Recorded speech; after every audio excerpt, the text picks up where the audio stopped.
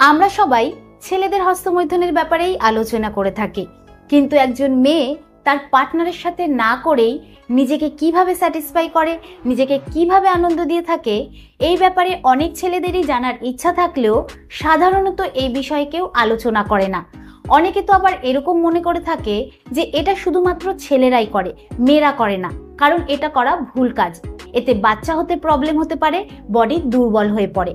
তাই আজকে আমি আলোচনা করব যে মেয়েরা কিভাবে হস্তমৈথুন করে, কেন করে, আর এটা করা ঠিক নাকি ভুল। নমস্কার, আমি মাধুরী দাস, হেলথ কনসালটেন্ট। তো চলুন শুরু করা যাক।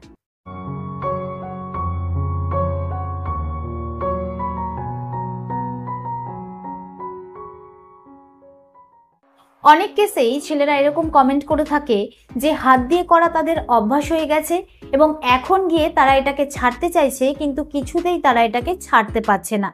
বাট অনেকেরই এরকম ভুল ধারণা রয়েছে যে মেয়েদের এরকম হয় না, কিন্তু এখানে বিষয়টাই পুরো আলাদা।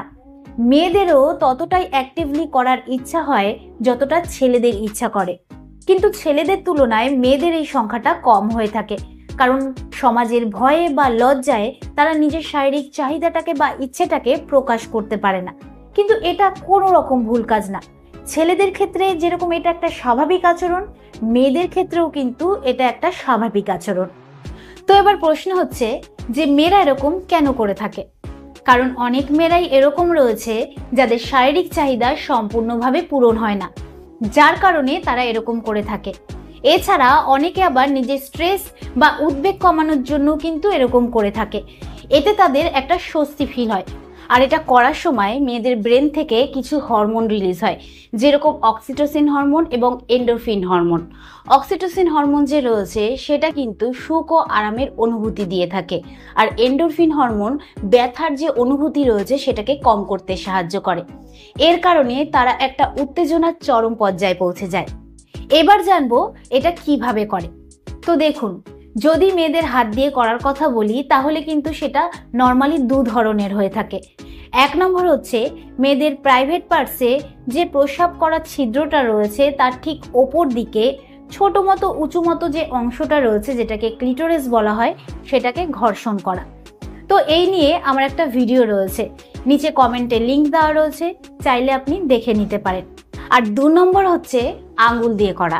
তো 1 নম্বর পয়েন্টে মেয়েদের নিচে যে ছোট মতন উঁচু মতন অংশটা রয়েছে তাতে প্রায় 8000 নার্ভ এন্ডিং রয়েছে, যেটা ছেলেদের প্রাইভেট পার্টসের তুলনায় অনেক গুণ বেশি, যার কারণে সেই জায়গাটা খুব সেন্সিটিভ হয়ে থাকে। তো সেখানে আঙ্গুল দিয়ে হালকা করে রাব করলে বা ঘর্ষণ করলে কিন্তু ব্রেনে এক চরম উত্তেজনা তৈরি হয় এবং হরমোন রিলিজ হয়। তো হরমোন রিলিজ হওয়ার সময় মেয়েদের বডিতে যে পেশিগুলো রয়েছে সেগুলো সংকুচিত হয়ে যায়, হালকা টান অনুভব হয় এবং যে হার্টবিট রয়েছে মানে হৃদস্পন্দন রয়েছে সেটা বেড়ে যায়।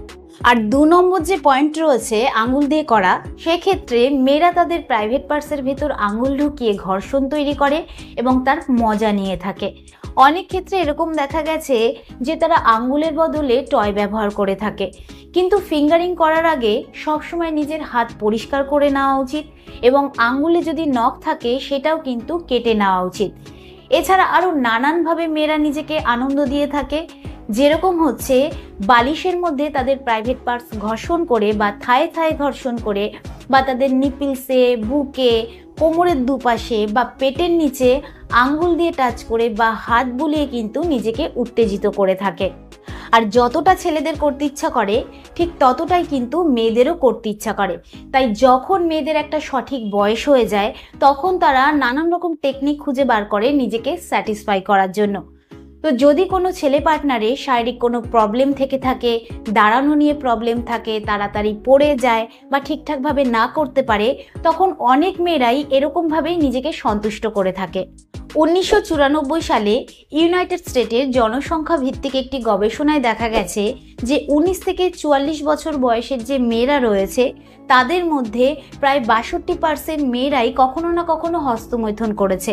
আর 2018 সালে ইউনেস্কোর একটি গবেষণায় এটাকে একটা সাধারণ আচরণ হিসেবে চিহ্নিত করা হয়েছে। এবার জানবো যে এটা করা ঠিক না ভুল। দেখুন, এটা করা ঠিক না ভুল সেটা কিন্তু নির্ভর করে যে এটা কতটা পরিমাণে করা হচ্ছে তার উপর।